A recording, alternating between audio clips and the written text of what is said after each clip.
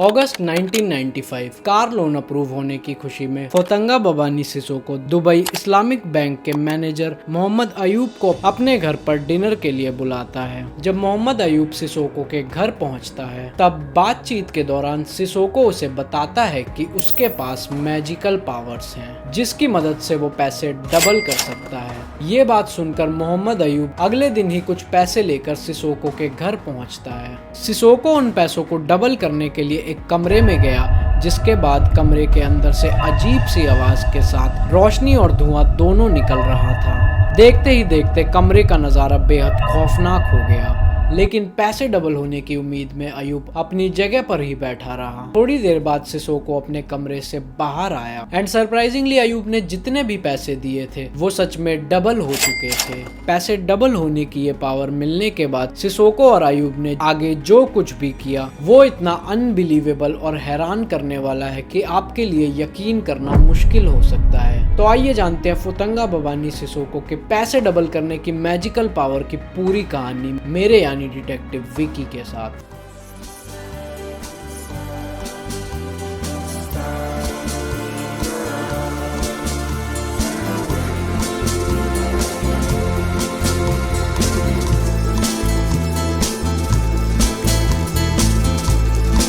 फोतंगा बबानी Sissoko का जन्म Africa के माली देश में डाबिया गांव में हुआ था। माली में इन्हें बाबा सोरा के नाम से भी जाना जाता है। बड़े बड़े सपने लेकर वो बड़ा होता गया और अपने सपनों को पूरा करने के लिए पहुंच गया दुबई।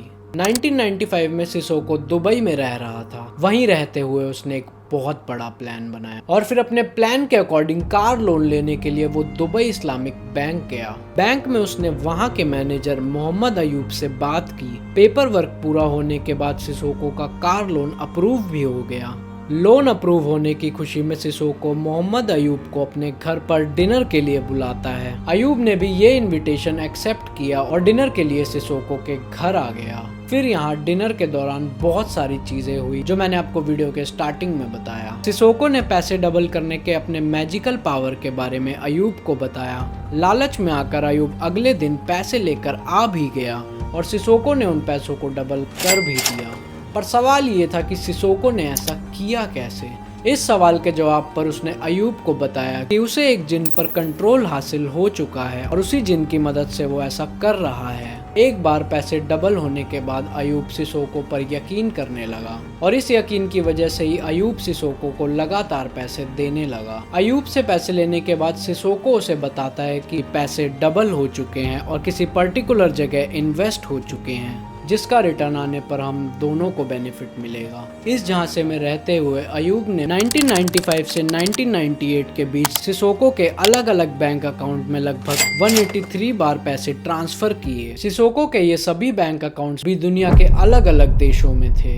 इन ट्रांजैक्शंस के अलावा सिसोको के पास क्रेडिट कार्ड भी था जिसकी क्रेडिट लिमिट कई मिलियन डॉलर्स थी और ये भी अयूब ही सेटल करता रहता था। आपको जानकर हैरानी होगी कि इन 3 सालों के दौरान अयूब लगभग 242 मिलियन डॉलर सिसोको के अकाउंट में ट्रांसफर कर चुका था। हैरानी की बात यह है कि इतने कम समय में बैंक से इतना हैवी अमाउंट जाने के बावजूद किसी को इसकी खबर नहीं लगी और इस कांड का खुलासा भी तब हुआ जब बैंक में पैसों की कमी होने लगी। अपने पैसे के लिए दुबई इस्लामिक बैंक के बाहर लोगों की लंबी लाइंस लगनी शुरू हो गई। बैंक तो बैंकरप्ट होने की कगार पर पहुंच चुका था, लेकिन दुबई की सरकार ने आगे आकर बैंक को डूबने से बचाया।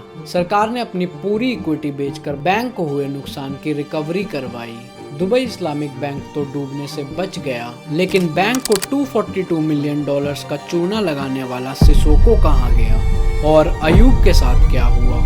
1995 में अयूब पर अपना जादू चलाने के एक हफ्ते बाद ही सिसोको न्यूयॉर्क चला गया। न्यूयॉर्क पहुंचने के एक हफ्ते के अंदर ही उसने सिटी बैंक में अपना बैंक अकाउंट खुलवाया एंड सरप्राइजिंगली इतने कम समय के अंदर ही उसने सिटी बैंक के एक एम्प्लॉय से शादी भी कर ली। बैंक एम्प्लॉय से शादी करने के बाद बैंक के काम उसके लिए आसान हो गए। रिपोर्ट्स के मुताबिक इस बैंक अकाउंट पर अयूब ने लगभग 151 मिलियन डॉलर सिसोको को ट्रांसफर किया था।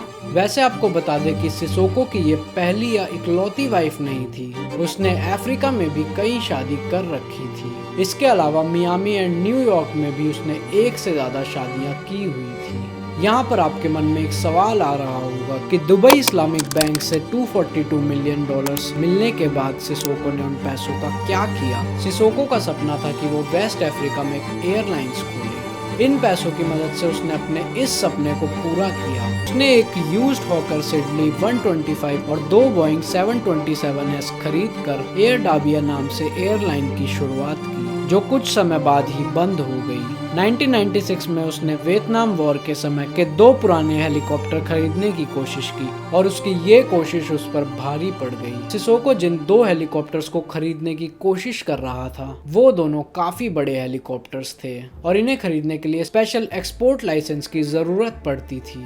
लेकिन सिसोको और उसके आदमियों ने विदाउट प्रॉपर डॉक्यूमेंटेशन इसे खरीदने की कोशिश की और जब उसकी ये कोशिश नाकाम हुई तब उसके बंदों ने कस्टम ऑफिसर्स को $30,000 घूस देने की कोशिश की, लेकिन ऑफिसर्स ने घूस लेने की बजाय घूस देने वाले बंदे को ही गिरफ्तार कर लिया। इन्वेस्टिगेशन में इन लोगों ने पुलिस को बताया कि सिसोको इमरजेंसी एयर एम्बुलेंस के लिए इस हेलीकॉप्टर को खरीदना चाह रहा था, लेकिन ये हेलीकॉप्टर इतने बड़े थे कि इसका उपयोग एयर एम्बुलेंस के लिए नहीं किया जा सकता था, बल्कि ज्यादा चांसेस ये थे कि इन हेलीकॉप्टर्स को गनशिप के रूप में डेवलप किया जा सकता था। इन्वेस्टिगेशन आगे बढ़ाने के बाद सिसोको के खिलाफ अरेस्ट वारंट भी जारी किया गया। वारंट जारी होने के बाद उसे जेनेविया से गिरफ्तार भी किया गया। उस समय वो वहाँ भी नया बैंक अकाउंट ओपन करवाने ही गया हुआ था।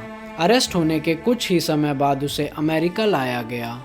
यहाँ जब इसके केस की सुनवाई हुई तब कई बड़े बड़े लोग इसके सपोर्ट में आ गए, जो हर किसी के लिए हैरानी की वजह थी। डिफेंस टीम स्ट्रॉन्ग होने की वजह से सिसोको को $20 मिलियन एवरेज में बेल मिल गई। बेल मिलने के बाद उसने अपनी डिफेंस टीम के हर मेंबर को मर्सिडीज और जैगुआर जैसी लग्जरी कार्स गिफ्ट करी। कार्स के अलावा उसने अपने टीम मेंबर्स को जमकर शॉपिंग भी कराई। Jewellery, luxury clothes and other luxury items में भी इसने लगभग $1 मिलियन खर्च कर दिए थे। सिसोको को जानने वाले कार डीलर रोनिल डेफरिन का कहना था कि सिसोको को जब भी उनके शोरूम में आता था हमेशा 3-4 लग्जरी कार खरीद कर ही जाता था, भले ही वो एक हफ्ते के अंदर ही दोबारा क्यों ना आए। वो 3-4 से कम कार्स कभी खरीदता ही नहीं था।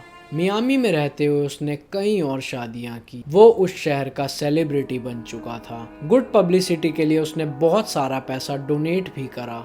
ये जब भी रोड से गुजरता था तो रास्ते में रुककर होमलेस लोगों को बहुत सारे पैसे देता था। इसके पास कोई भी जरूरतमंद आता था तो वो खाली हाथ नहीं लौटता था। रिपोर्ट्स के मुताबिक इसने मियामी में लगभग 10 महीने बिताए थे और इन 10 महीनों में इसने लगभग $14 मिलियन डोनेट भी कर दिए थे। हेलीकॉप्टर वाले केस की सुनवाई होने के बाद इसे 43 डेज की जेल भी हुई और $2,50,000 का जुर्माना भी लगाया गया। हालांकि सिर्फ आधी सजा काटने के बाद होमलेस शेल्टर के लिए $1 मिलियन डोनेट करने के बाद उसे जेल से रिहा कर दिया गया। जेल से रिहा होने के बाद सिसोको हीरो बनकर अपने देश माली वापस लौटा।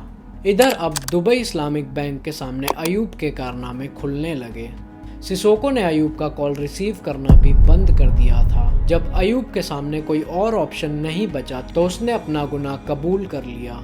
उसने अपने कलीग को बताया कि वो सिसोको को लगभग 890 मिलियन दिरहम्स यानी लगभग $242 मिलियन दे चुका है। बैंक के साथ इतनी बड़ी धांधली करने के आरोप में उसे गिरफ्तार कर लिया गया और 3 साल की जेल की सजा सुनाई गई। इंटरेस्टिंगली अयूब ने जिस बंदे को इतने सारे पैसे दिए इस केस में उस पर कोई एक्शन नहीं हुआ। हालांकि केस तो उसके ऊपर भी बनना था, लेकिन वो किसी भी सुनवाई में शामिल नहीं हुआ और माली की किसी भी देश के साथ एक्सट्रेडिशन ट्रीटी नहीं है। इसीलिए सिसोको को दुबई भेजने के लिए दुबई की सरकार माली के ऊपर किसी तरह का दबाव भी नहीं डाल सकती थी।